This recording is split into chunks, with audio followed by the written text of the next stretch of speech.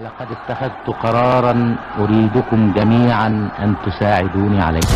سنة 67 بيصدر المشير عبد الحكيم عامر وقت ما الحرب كانت مشتعلة بين مصر وإسرائيل قرار بانسحاب الجيش المصري، القرار اللي كان معناه هزيمة مصر في الحرب.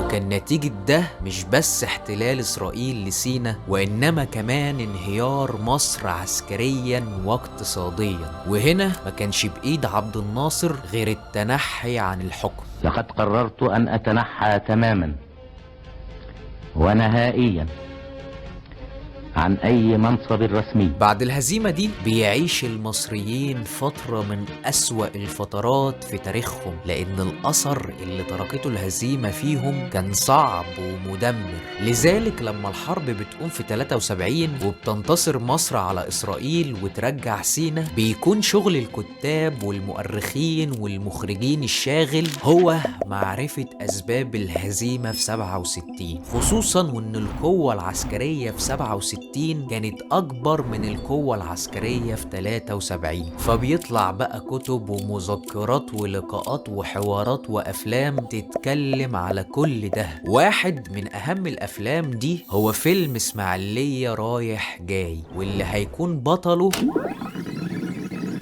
محمد فؤاد. All my troubles seem so far away.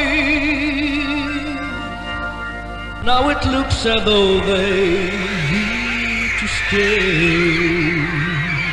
Oh, I believe in yesterday. بعد النجاح العالمي اللي حققته فرقة البيتلز، All my troubles seem so far away.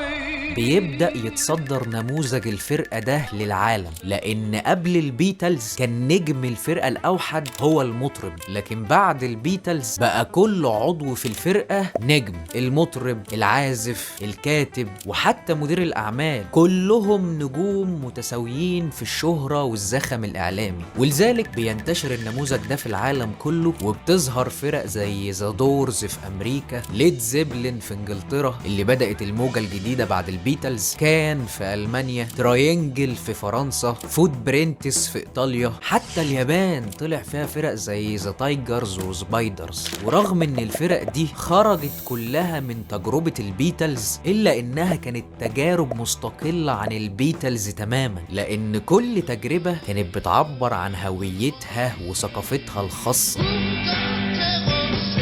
لكن في مصر ده مش بيحصل، لأن الفرق اللي ظهرت زي بلاك كوتس ولابيتي شاه ما كانتش تجارب بهوية وثقافة مصرية، بل كانت محاولات لمحاكاة النموذج الغربي، أو ما يسمى بالكفر باند.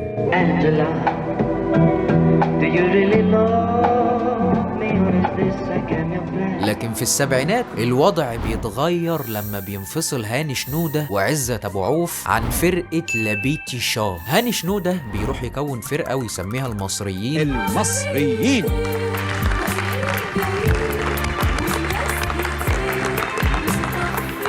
وعزت أبو عوف بيروح يكون فرقة الفور ام، اللي رغم انها مستلهمة من فرقة بوني ام، الا انها كانت تجربة مصرية خالصة. ولا عنده هنا ولا هنا ولا هنا ولا هنا ولا هنا ولا عنده. لكن في الثمانينات بعض أعضاء الفرقة بيسيبوها بسبب ظروف شخصية، وهنا بيفتح عزت أبو عوف الباب لنجوم جديدة. واحد من أهم النجوم دي هو محمد فؤاد.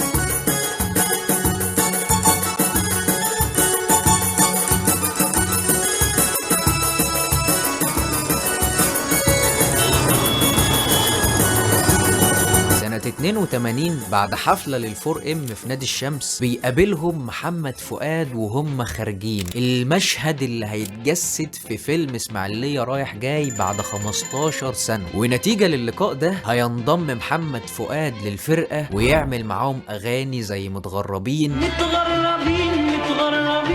وسلطان زماني. أنا سلطان زماني. ورغم نجاح الأغاني دي وخصوصا أغنية سلطان زماني، أصلي واخدها إيدي لا أمشي إلا إنه بيقرر يسيب الفرقة. في الوقت ده كان أحمد عدوية ومحمد منير هم أكتر اتنين بيسمعهم الجيل الجديد، لكن المشكلة إن أغانيهم ما كانتش مناسبة للنوادي الليلية والحفلات، لأن الأماكن دي الناس فيها عايزة ترقص وتتنطط مش تتسلطن وتتمزج، وبالتالي كان لازم يظهر فنان للفئة دي، وبدل ما بيرقصوا على الديسكو والأغاني الغربي نرقصهم إحنا على أغاني مصر. وهنا بتيجي شركة صوت الحب وتعرض على محمد فؤاد بعد ما بينفصل عن الفور ام مشروع الفنان ده، عشان من هنا يبدأ المشروع الأول في مسيرة محمد فؤاد. ومر مر مر مر ومر مر مر مر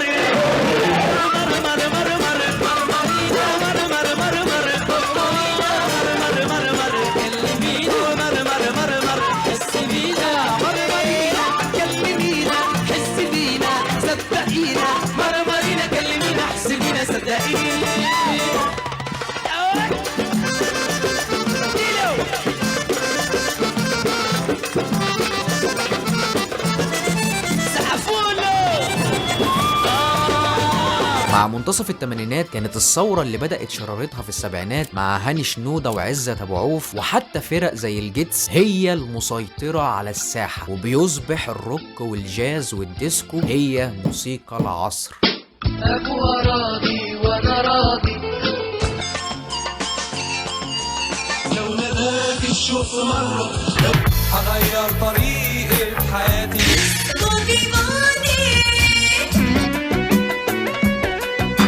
Take me back to Cairo.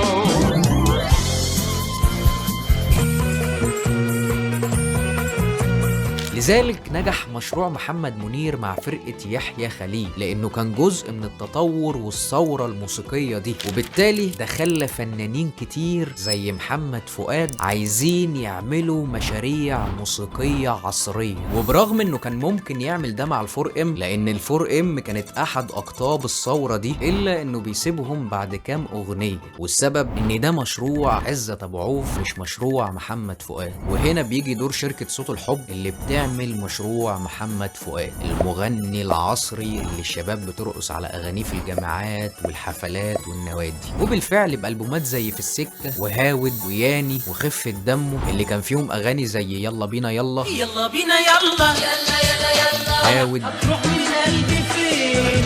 طبلي طبلي على طبلي، مرمرينا. مرمرينا. بينجح محمد فؤاد نجاح كبير لدرجة ان اغنية يلا بينا يلا دي اتعمل منها نسخ بلغات عالمية.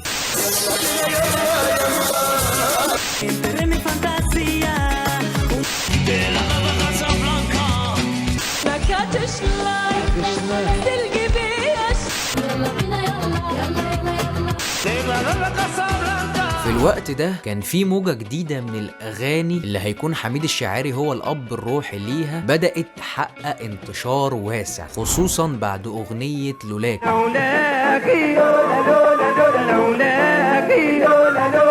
هنا بيقرر محمد فؤاد يسيب مشروعه وينضم للموجة الجديدة دي. لذلك المرحلة دي في رحلة محمد فؤاد مش بتعتبر مرحلة بناء مشروع موسيقي بقدر ما هي مرحلة بحث عن مشروع وهوية موسيقية.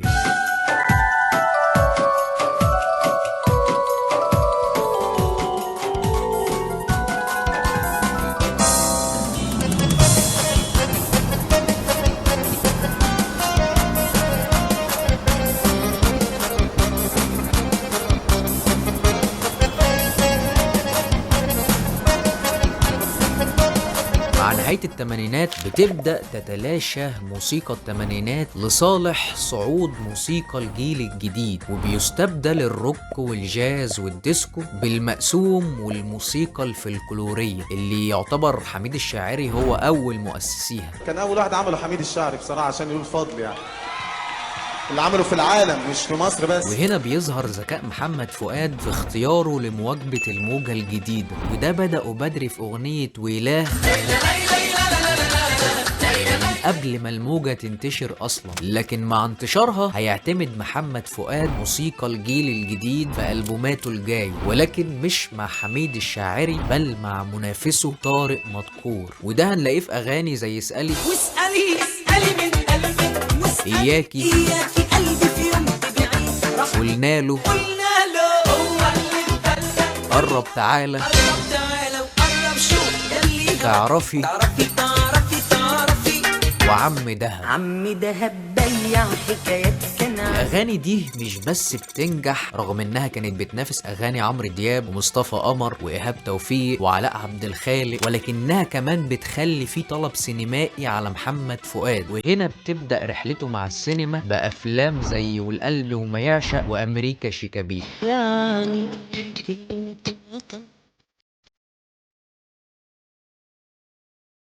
مع نزول ألبوم حبينا ونحلم اللي كان فيهم أغاني زي ودعنا مشينا كتير أودعك أودعك آخر وداع نحلم على كيفنا ويا عيني. يا عيني علينا. بنلاحظ تنحية محمد فؤاد للمقسوم واتجاهه ناحية الموسيقى الشجنية المعتمدة على الوتريات، وهنا بيدخل نصر محروس المشهد بشركته فري ميوزك ويتعاقد مع محمد فؤاد، وهي دي بداية مشروع محمد فؤاد الحقيقي اللي هتبدأ معاه مرحلة صعوده.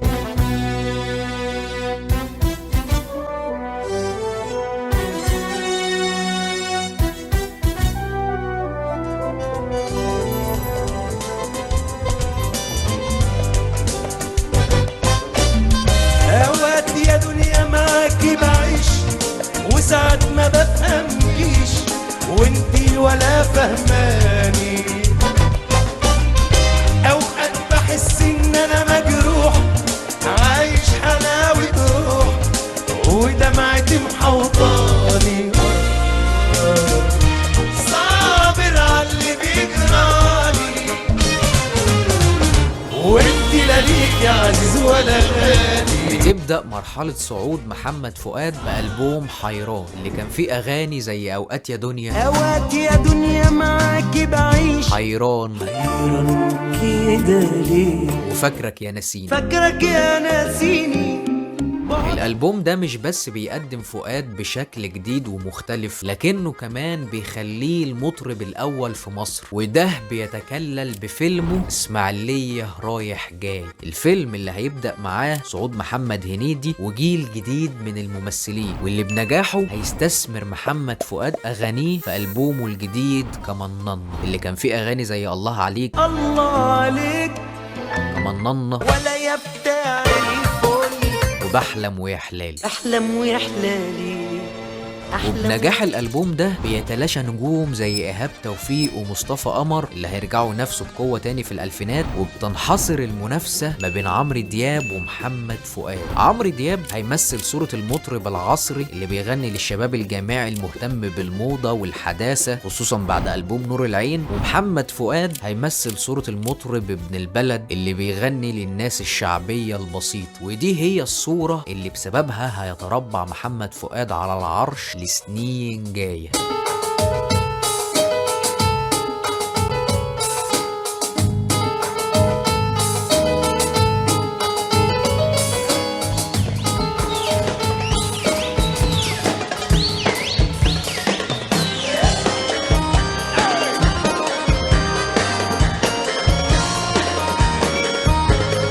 نزول ألبوم الحب الحقيقي اللي كان فيه أغاني زي كداب غرقان في بحر هوانا يا اسمعني عملتي ايه والحب الحقيقي الحب الحقيقي بتبدأ مرحلة الذروة في مسيرة محمد فؤاد. حكم السنين عليا وعليك انكتب مين السبب ما يهمنيش مين السبب. المرحلة اللي بتبدأ بألبومات زي كمننا والحب الحقيقي وقلبي وروحي وعمري، وبتخف شوية مع ألبوم القلب الطيب وكبر الغرام، ثم بتشتد مع ألبوم شاريني وحبيبي ياه، وبتنتهي مع ألبوم ولا نص كلمة وبين إيديه اللي كان فيهم أغاني زي الله عليك الله عليك الحب الحقيقي الحب الحقيقي أنا لو حبيبك أنا لو حبيبك حبيبة القلب الطيب، القلب الطيب، يا ناسي روحي، يا ناسي روحي، معقول معقول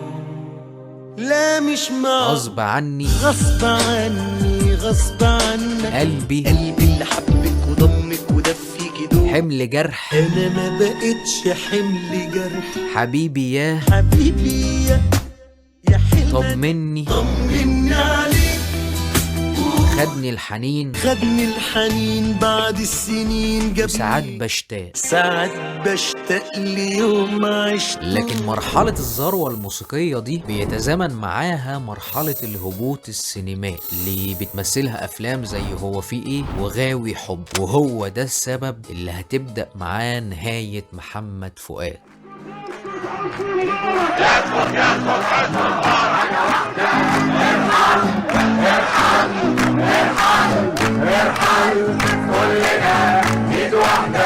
سنة 2011 وقت ما المتظاهرين كانوا ماليين ميدان التحرير، بيطلع محمد فؤاد على التلفزيون وياخد موقف مضاد من الثورة ويقول عليها مؤامرة. ومش بس كده، ده بيدافع كمان عن الرئيس مبارك ونظامه، الشيء اللي اعتبره الناس سقطة في تاريخ محمد فؤاد. لكن مش دي السقطة الأولى في مسيرته، فبعد نجاح فيلم إسماعيلية رايح جاي، الفيلم اللي بسببه صعد جيل جديد من الممثلين زي محمد هنيدي وحنان ترك واحمد السقا، بيبدأ يدخل محمد فؤاد في خلافات مع محمد هنيدي. الخلافات اللي بتتحول في الألفينات بعد نجاح هنيدي في أفلام زي صعيدي في الجامعة الأمريكية، وهمام في أمستردام، وعسكر في المعسكر، وفول الصين العظيم، ويانا يا خالتي، وفشل محمد فؤاد في أفلام زي هو في إيه وغاوي حب، لصراع شخصي هيظهر فؤاد بصورة سيئة تماما. يعني اسماعيليه راح جاي انا كلت علقه ان انا اديت فرصه لهنيدي. الصراع اللي هيفضل مستمر لحد النهارده، وهيدخل فيه كل جيل فؤاد زي احمد ادم وعمرو دياب. لكن السقطه الاكبر بتيجي في 2009 بعد احداث مباراه مصر والجزائر، لما بيطلع محمد فؤاد ويغلط في الشعب الجزائري ويقول ان الجزائريين كانوا شايلين